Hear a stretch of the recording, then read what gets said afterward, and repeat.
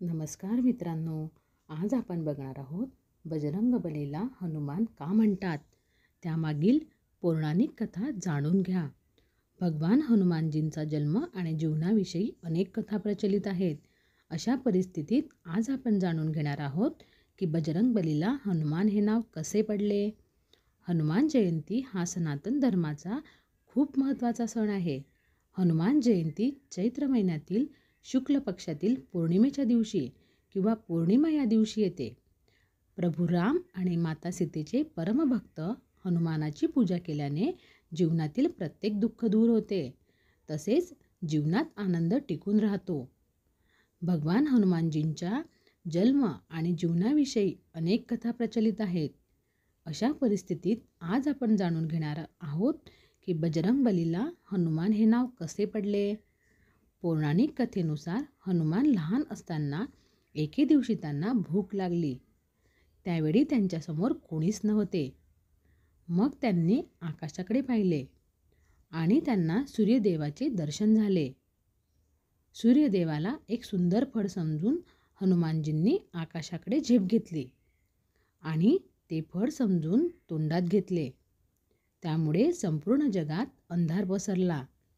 यानंतर देवी देवतांनी हनुमानजींना समजवण्याचा वारंवार प्रयत्न केला, पण तरीही त्यांनी सूर्यदेवाला तोंडातून बाहेर काढले नाही. शेवटी इंद्रदेव त्यांच्याजवळ पोहोचले आणि रागाच्या भरात त्यांनी हनुमानावर जोरदार प्रहार केला. यामुळे त्यांची हनुवटी म्हणजेच हनुवटीला दुखापत झाली आणि तोंड उघडले.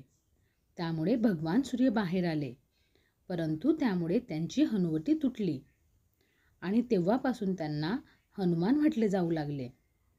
नंतर जेव्हा वायुदेव क्रोधित झाले तेव्हा देवांनी त्यांची क्षमा मागितली आणि त्यांना अनेक दैवी वरदान मिळाले.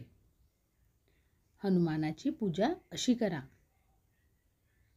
बजरंगबलीची पूजा करण्यासाठी संध्याकाळची वेळ उत्तम मानली जाते. अशा वेळी पवित्र स्नान करून त्याच्या मंदिरात जाऊन त्यांना लाल सिंदूर अर्पण करा. यानंतर त्यांना लाल रंगाचा चोला आणि लाल लंगोटी अर्पण करा. वीर हनुमानाला तुळशीची माळ खूप आवडते, म्हणून त्यांना तुळशीच्या पानांची हार चढवावी.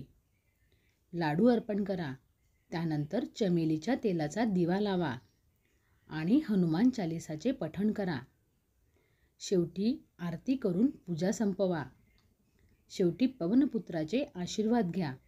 मित्रांनो, जर आपल्याला व्हिडिओ आवडत असेल तर व्हिडिओला लाईक करा, शेअर करा आणि कमेंट्स करायला विसरू नका.